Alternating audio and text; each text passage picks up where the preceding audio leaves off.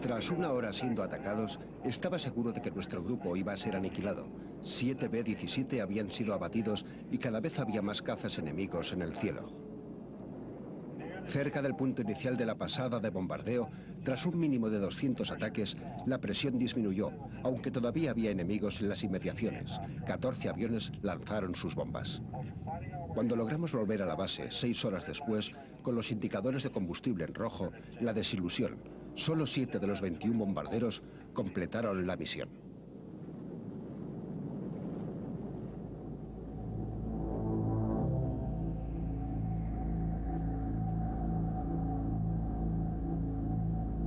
Aviones de combate.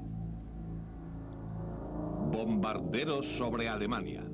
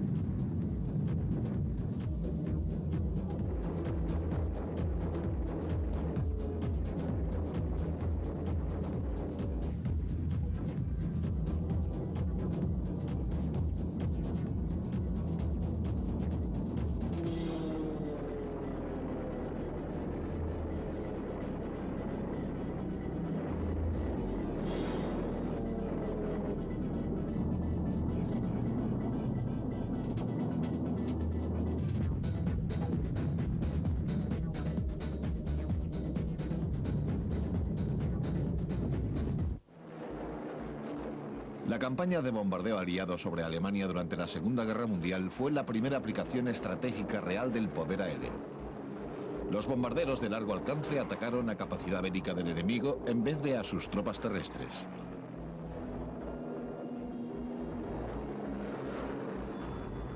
Las costosas experiencias iniciales habían convencido a los británicos de que los bombarderos diurnos daban demasiada ventaja a los defensores y concentraron sus actividades en operaciones nocturnas.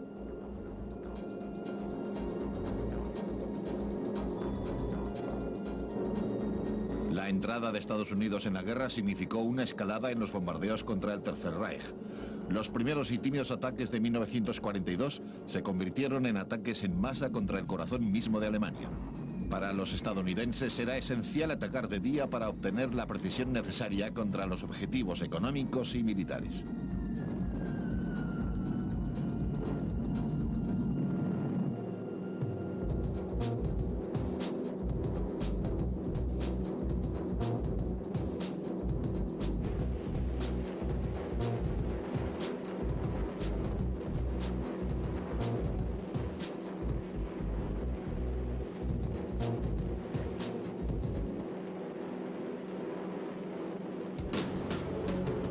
Frente a los cazas alemanes, los bombarderos confiaban en su resistencia y pesado armamento.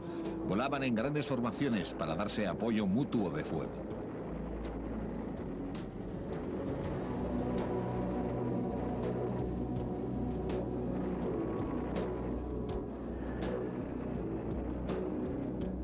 Pero los veteranos curtidos en combate de la Luftwaffe pronto demostraron que sería una campaña larga y muy reñida.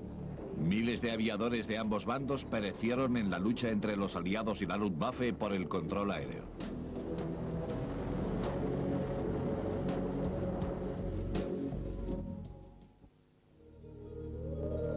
El bombardero ligero estándar de los británicos al iniciarse la Segunda Guerra Mundial era el Bristol Blenheim, que realizó el primer ataque de bombardeo diurno contra Alemania el 4 de septiembre de 1939. Los bombarderos británicos también lanzaron panfletos sobre Alemania durante la llamada Extraña Guerra. Las primeras operaciones de combate solían limitarse a atacar objetivos militares en la costa. Los poco armados bombarderos de la Royal Air Force volaban sin escolta y fueron borrados del cielo por los cazas alemanes Messerschmitt y la artillería antiaérea.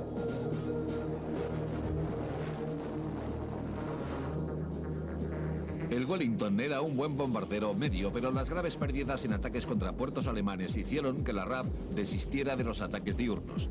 Los Wellington llevaron el peso de los primeros bombardeos nocturnos británicos contra Alemania.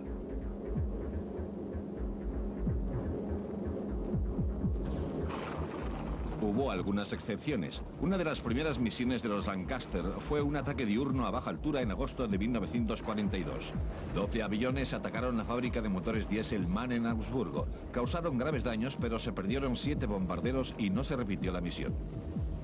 Durante el resto de la guerra, los bombarderos británicos concentraron sus esfuerzos casi exclusivamente en las operaciones nocturnas.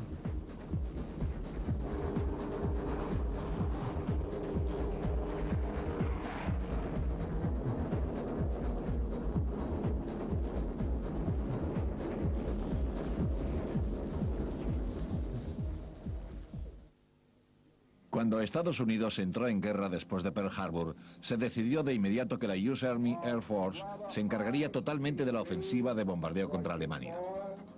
24-25. Los primeros aparatos del 8º Comando Aéreo de Estados Unidos, que se convertiría en la 8ª Fuerza Aérea, llegaron a Gran Bretaña en febrero de 1942. En agosto ya estaban listos para entrar en acción, y los primeros ataques de los Flying Fortress, escoltados por cazas británicos, se realizaron contra objetivos en Francia. Estos ataques continuaron durante el resto de 1942. A los B-17 se les unió en octubre otro tipo de bombardero, el B-24 Liberator.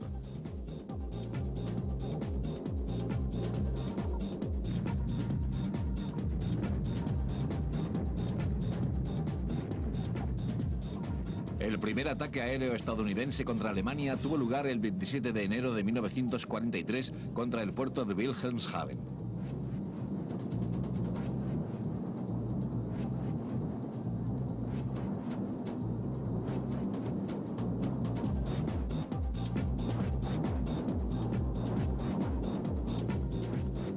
La táctica consistía en grupos de bombarderos que volaban en formación compacta, normalmente entre 18 y 21. Para protegerse mutuamente, los bombarderos disparaban todas sus ametralladoras en sectores de tiro que se entrelazaban. Todos los B-17 y B-24 llevaban hasta 10 ametralladoras de calibre 50, 12,7 milímetros, emplazadas en posiciones delantera, superior, ventral, laterales y de cola.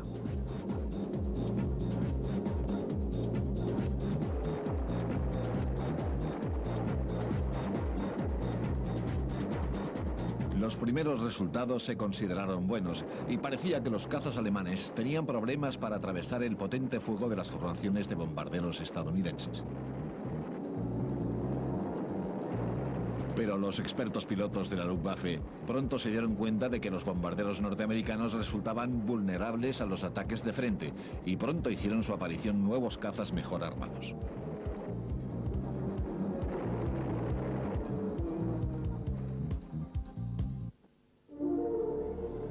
Por tanto, cuando en agosto de 1943 los bombarderos estadounidenses empezaron a adentrarse en Alemania, la Luftwaffe estaba a punto. Los aviadores de Estados Unidos poco imaginaban que iba a empezar una de las campañas aéreas más duras de la historia.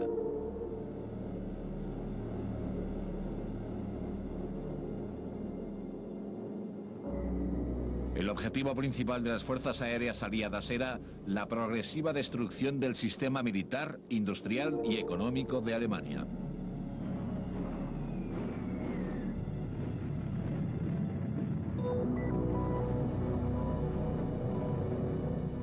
Desde finales de 1943, ello implicaba a la fuerza de bombarderos estadounidense en una serie de batallas titánicas contra los objetivos mejor defendidos de Alemania. Se montaron repetidamente grandes asaltos contra objetivos clave.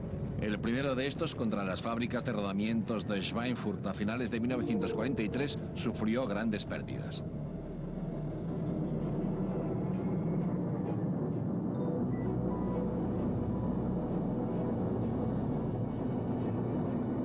Otros objetivos atacados sistemáticamente fueron las fábricas de aviones Messerschmitt en Augsburgo y Regensburgo, las enormes refinerías de petróleo de Ploesti en Rumanía y las mayores ciudades industriales como Brunswick, Leipzig, Stuttgart, Hamburgo y Berlín.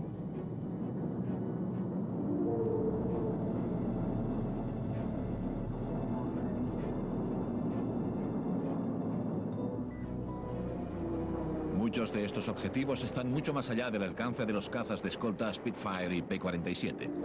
Antes de verse obligados a volver, las formaciones de 200 bombarderos o más eran sometidas a un ataque continuo, tanto de camino a sus objetivos como de regreso a sus bases.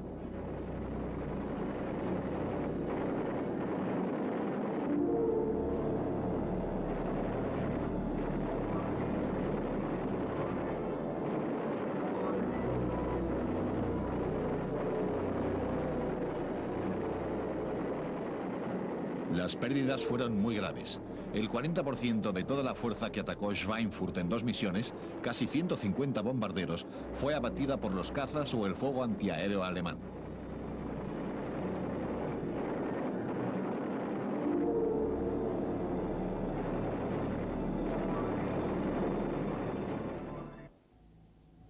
Todos los objetivos importantes estaban protegidos por cientos de cañones antiaéreos, algunos de hasta 12,8 centímetros de calibre. Disparaban verdaderas cortinas de fuego ante las que los bombarderos estaban virtualmente indefensos. Los últimos cañones antiaéreos eran dirigidos por radar. Los cazas eran el otro componente importante de la inmensa red de defensa aérea de la Luftwaffe. El pilar de esta defensa era el caza Messerschmitt Bf-109, muy modernizado desde la batalla de Inglaterra. El modelo Gustav era más rápido e iba mucho mejor armado que los Emil de 1940. Los cazas alemanes estaban mucho mejor armados que sus equivalentes aliados. Un Gustav de último modelo llevaba un cañón Mauser de 20 milímetros que disparaba a través del eje de la hélice, 2 ametralladores de 13 milímetros sobre capó y, en ocasiones, otros 2 cañones de 20 milímetros montados en las alas.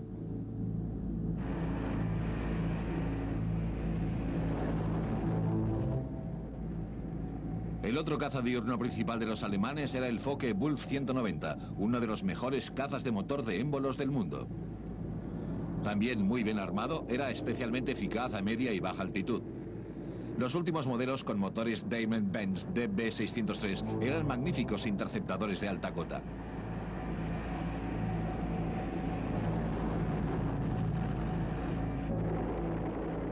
Las innovaciones en el armamento de los cazas alemanes incluyeron el uso de pesados cañones de 30 milímetros, cohetes e incluso proyectiles de mortero para derribar a los bombarderos norteamericanos.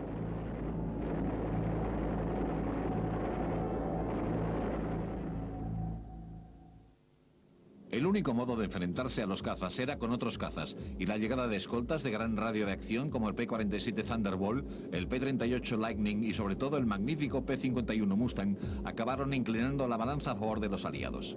Apodados Little Friends, amiguitos, estos cazas, dotados con tanques supletorios lanzables, tenían el alcance suficiente para escoltar a los bombarderos durante toda la misión.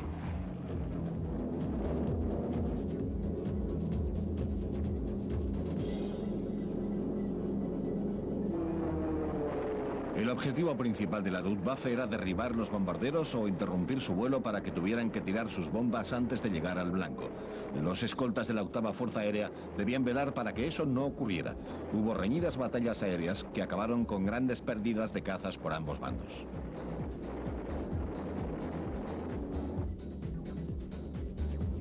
Pero de hecho los alemanes habían perdido de antemano. Las defensas solían estar mal dirigidas.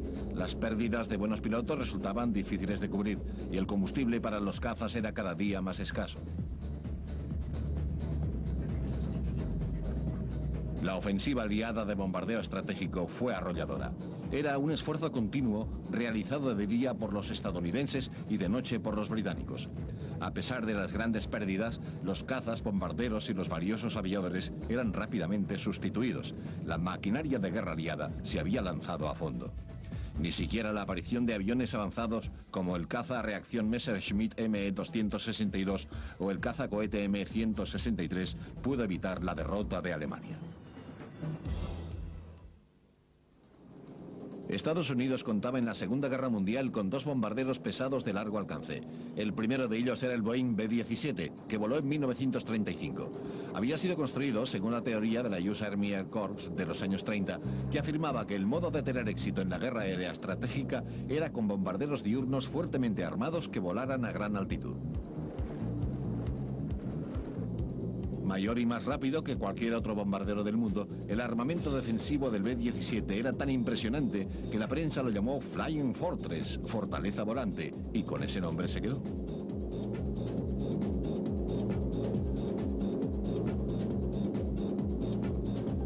Sus primeras intervenciones en combate sobre Francia a manos de la RAF pusieron de manifiesto su falta de blindaje y potencia de fuego. Una vez aprendida la lección, se incorporaron los modelos B-17E y F con mejor protección y más armas defensivas. Se construyeron casi 4.000 para combatir con la 8ª Fuerza Aérea en Europa.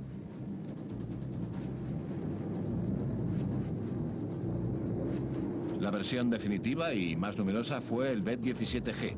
Como réplica a la táctica de la Luftwaffe de atacar de frente con los cazas, el G iba equipado con una torreta de proa con 2 ametralladoras que elevaba el número total de ametralladoras a 13.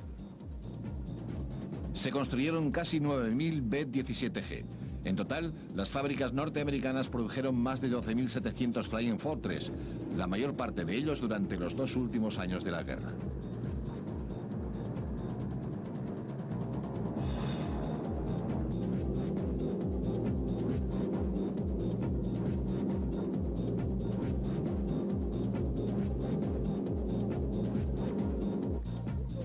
Los B-17 solían llevar una tripulación de 9 o 10 hombres, más que sus equivalentes británicos, debido a sus muchas ametralladoras.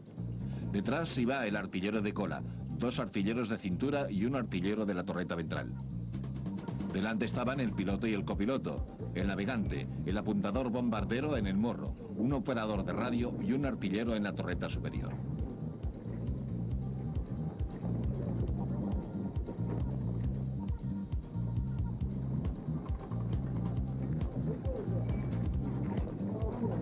Los 2 artilleros de cintura luchaban desde posiciones abiertas en los costados, soportando durante horas temperaturas bajo cero.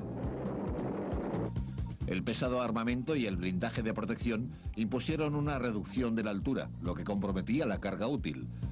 La carga de bombas típica de los B-17 era de solo 1.600 kilogramos, menos de 2 toneladas, pero la US Army Air Force consideró necesarias unas fuertes defensas y aceptó esas cifras en interés de una mayor velocidad, techo y radio de acción.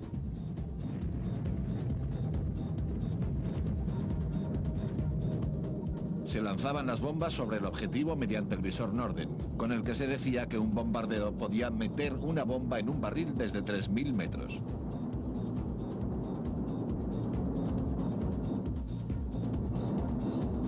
El B-17 luchó en todos los teatros durante la Segunda Guerra Mundial, pero sobre todo fue utilizado en Europa. Involucrado en muchos ataques épicos, su mayor éxito como arma fueron las misiones continuas de bombardeo contra el Reich.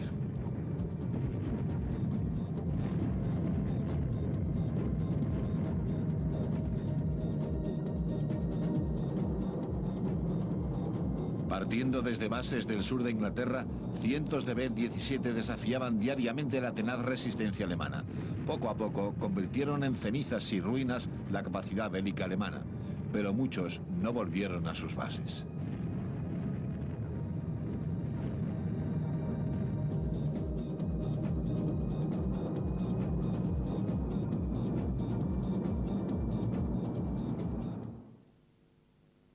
El otro bombardero estadounidense de largo alcance fue el B-24 Liberator, que voló por primera vez en 1939, 4 años después que el B-17. El B-24 era un aparato mucho más complejo, más caro y más difícil de pilotar. Sin embargo, fue uno de los grandes bombarderos de la historia.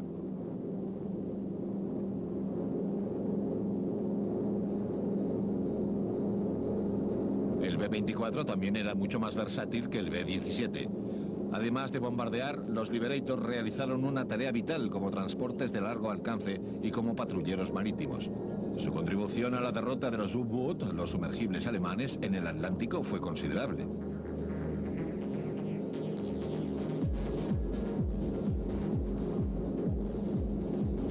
Inicialmente el B-24 fue menos utilizado en Europa que en el Pacífico, donde su excelente rendimiento a largas distancias, gracias a la delgada y eficaz ala Davis, resultaba muy útil. A partir de 1943, el Liberator pasó a ser el compañero del B-17 sobre la Europa ocupada. Sus misiones más famosas tuvieron lugar en Europa del Este. Los pozos de petróleo rumanos de Ploesti estaban fuera del radio de acción de los B-17, por lo que el Liberator realizó todos los ataques contra ese vital objetivo estratégico.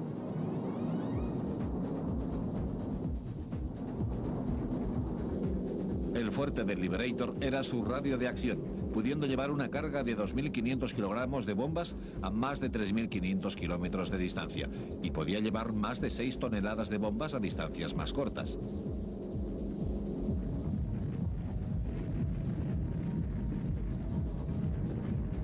El esfuerzo industrial para construir los B-24 no tenía precedentes. En poco más de 5 años, las líneas de montaje de Estados Unidos produjeron más de 18.000 de estos costosos bombarderos, una cifra más alta que la de cualquier otro avión de combate norteamericano de la Segunda Guerra Mundial y más que cualquier otro avión cuatrimotor de la historia.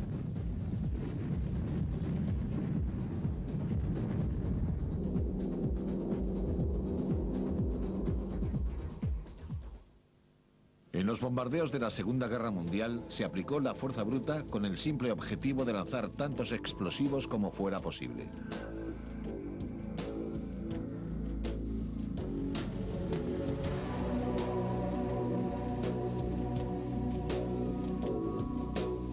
La abrumadora mayoría de las armas lanzadas en la primera campaña de bombardeo estratégico fueron bombas rompedoras de alto explosivo. Las que llevaban los B-17 y B-24 oscilaban en peso entre los 200 y los 1.600 kilogramos. Los bombarderos nocturnos británicos llevaban una carga mucho mayor y más especializada.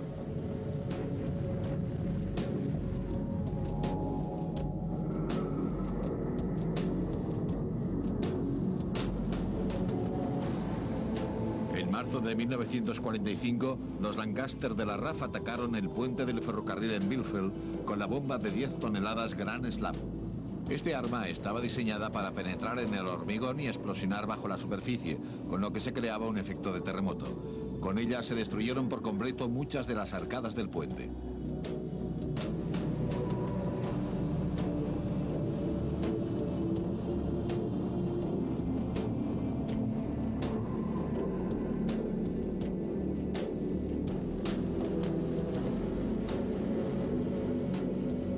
Al final de la guerra, la ofensiva de bombardeo estratégico había convertido a Alemania en el país más bombardeado de la Tierra hasta entonces. En palabras del primer ministro británico Winston Churchill, el Tercer Reich ha sembrado la destrucción y ahora cosechará lo que ha sembrado. 50.000 aviadores estadounidenses pagaron con sus vidas este esfuerzo.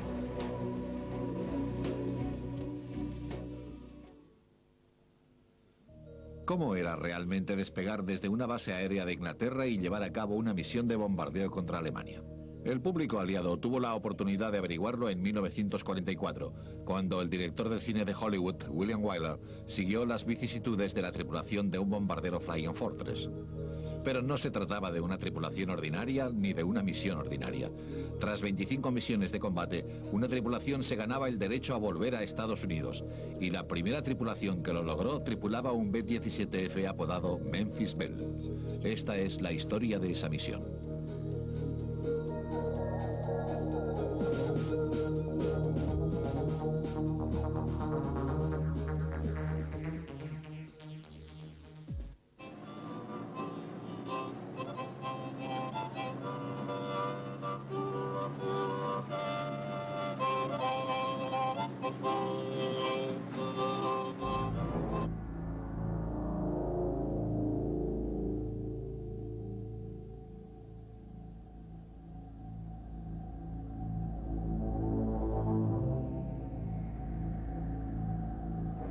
En la reunión de preparación se les muestra el mapa del objetivo y por primera vez los tripulantes conocen su objetivo para hoy. A veces se ponen pálidos cuando lo descubren. El flanco derecho. No hace mucho, estos jóvenes estaban sentados en sus aulas sin prestar demasiada atención, pero ahora sí que escuchan.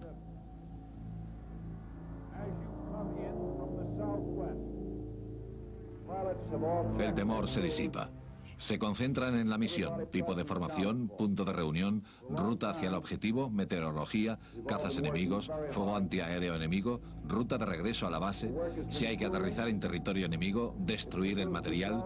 Si son cogidos prisioneros, no dar ninguna información, solo nombre, graduación y número de serie. Eso es todo. 23, 24, 25.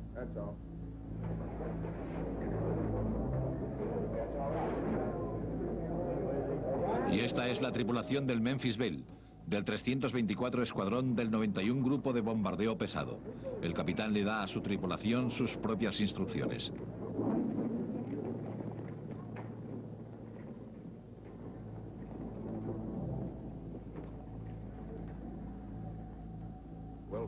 Bien, chicos, aún no hemos encontrado ninguna misión fácil. Y hoy no será diferente.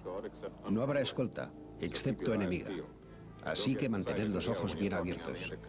No os excitéis ni gritéis por el intercomunicador. Ahorrad munición y que todos los disparos cuenten. Estad atentos, muchachos, y volveremos a la base como hemos hecho siempre, ¿de acuerdo? Vámonos.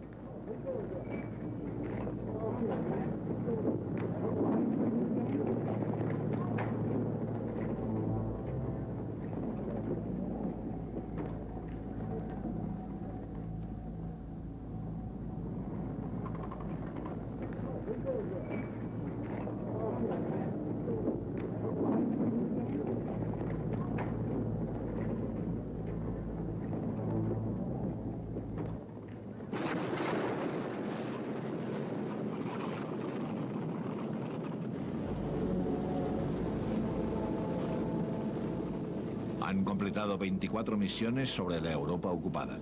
Su experiencia es muy valiosa. Y si el Memphis Belle vuelve esta tarde, su tripulación podrá volver a Estados Unidos para impartir sus conocimientos a miles de futuros aviadores.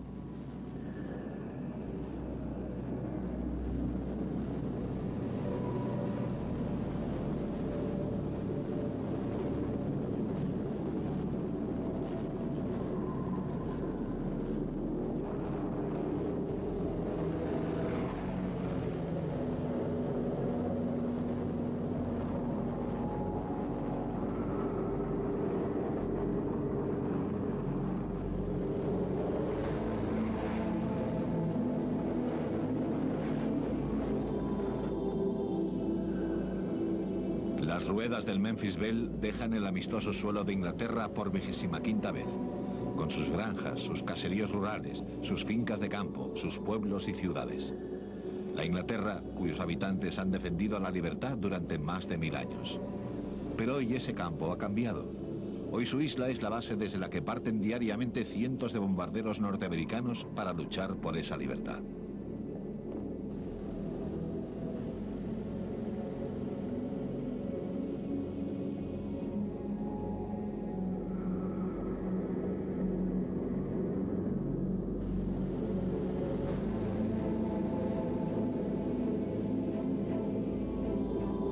La misión es golpear al enemigo donde le duele, no a su infantería, a su artillería, a sus divisiones Panzer, sino en el centro industrial de la nación, el pilar sobre el que se levantan el imperio nazi y sus ejércitos.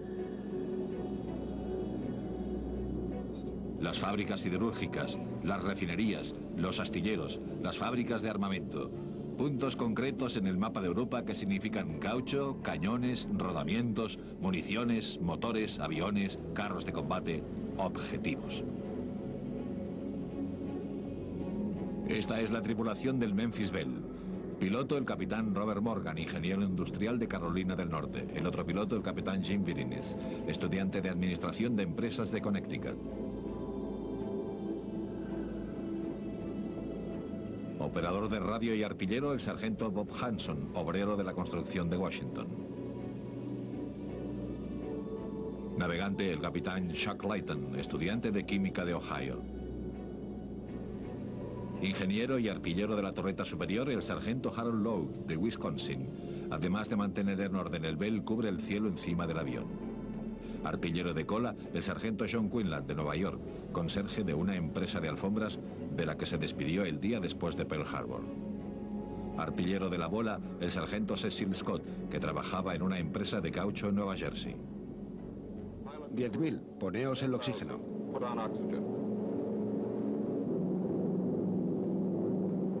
Los B-17 suben rápido, 900 metros por minuto. La presión sobre el avión y sus tripulantes aumenta.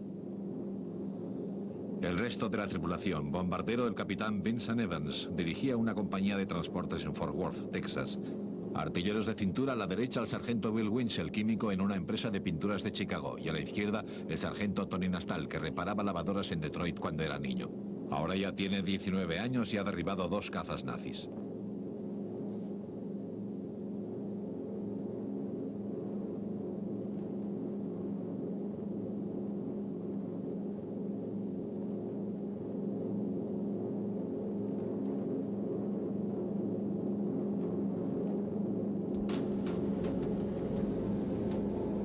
vez más alto, el Memphis Belle asciende hasta llegar a su mejor altitud operacional, 7.500 metros de altitud.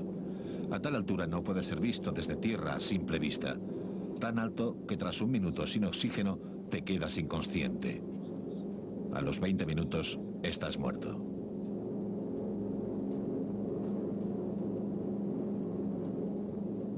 Tareas rutinarias hasta el objetivo, establecer el rumbo, comprobar el material, esperar y pensar.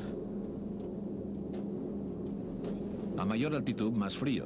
Temperatura 40 grados bajo cero. Si te quitas los guantes, pierdes algún dedo. En el aire frío y enrarecido de la estratosfera, el vapor de agua se condensa y los gases de escape de los motores llenan el cielo de estelas. Para los tripulantes del avión no tienen nada de bonito, pues delatan a las formaciones como un dedo traidor, como una señal en el cielo que el enemigo puede ver.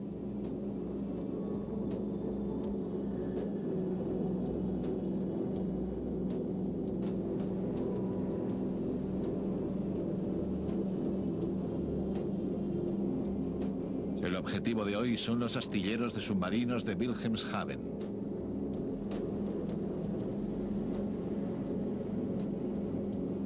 Más cerca de Alemania se ponen los cascos de acero. Les protegerán de la metralla si son alcanzados. El nivel de alerta aumenta. Aquí está la costa enemiga.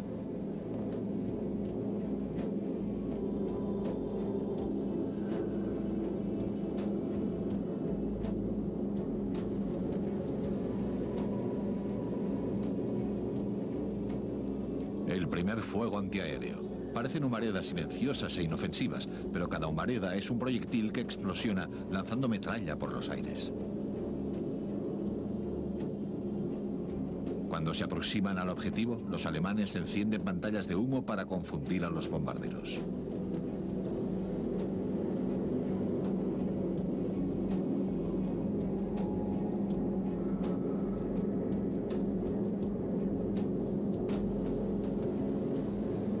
El visor indica la altitud correcta. Se abre el compartimiento de bombas, se hacen algunos ajustes por la dirección del viento. De repente, dos cazas se lanzan en picado desde las 9 en punto y también están al alcance del fuego antiaéreo. Han tocado al bombardero, pero la misión sigue adelante.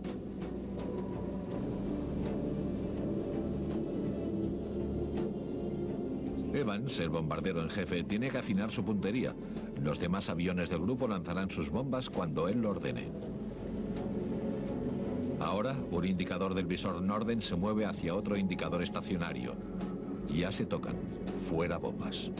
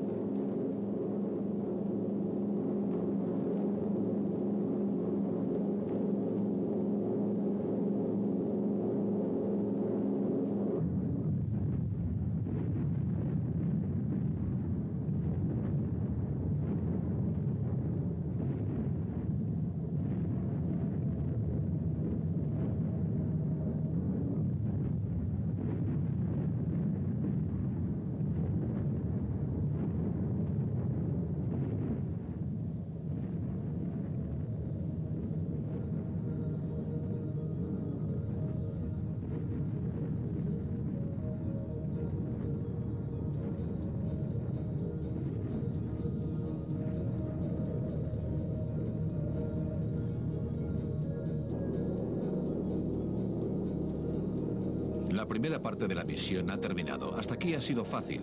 Ahora hay que volver a casa. El reflejo del sol dificulta ver a los cazas que sabes que te esperan. Cazas a las 6 en punto. Eso es lo que ve un artillero. Un punto en el cielo. Eso es un caza. Un destello, sus cañones que te disparan y ya no está.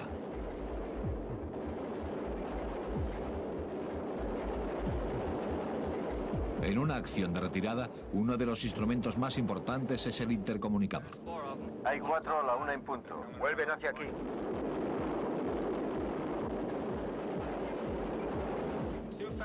Hay 2 a las 6 en punto. Vienen directamente hacia nosotros. Tenemos problemas. Hay 2 más a las 2 esperando.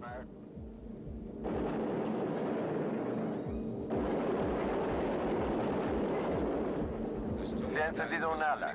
Mantened los 94 pies de altura. Intrusos a las 9, estad atentos. Mirad a las 10. Tenemos 2 detrás.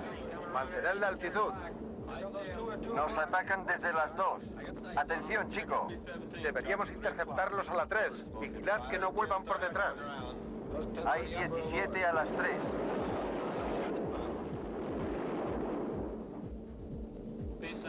Hemos abatido a uno. Hay fuego en la cureña.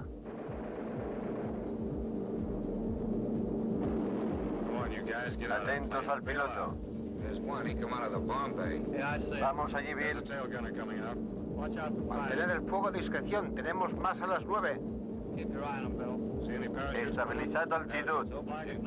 Hay 3 aviones más.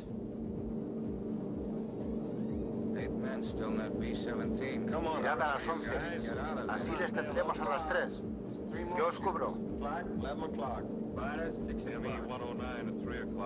Ven aquí, malnacido. Ya le tengo.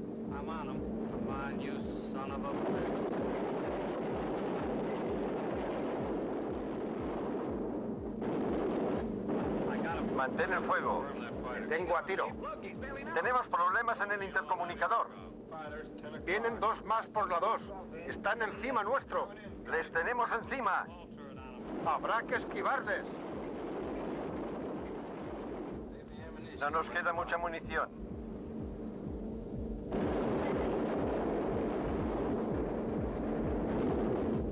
Nos disparan desde las 3 en punto. Atentos, chicos.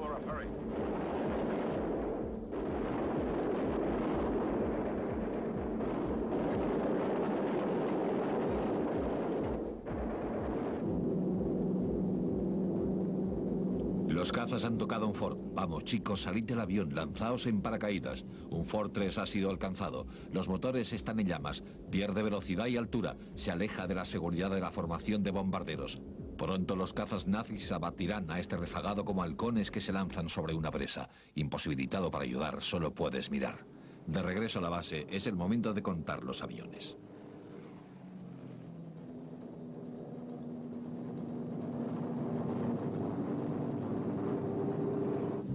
24, el Southern Comfort con un trozo menos de cola. 25, han tenido suerte de llegar a la base.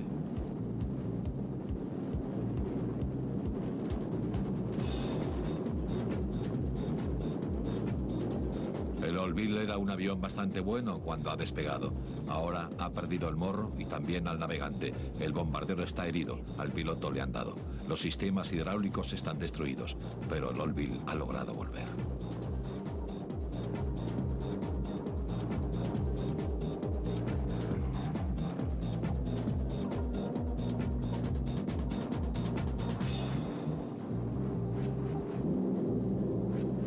¿Y qué hay del Memphis Belle? Ha logrado volver de una pieza.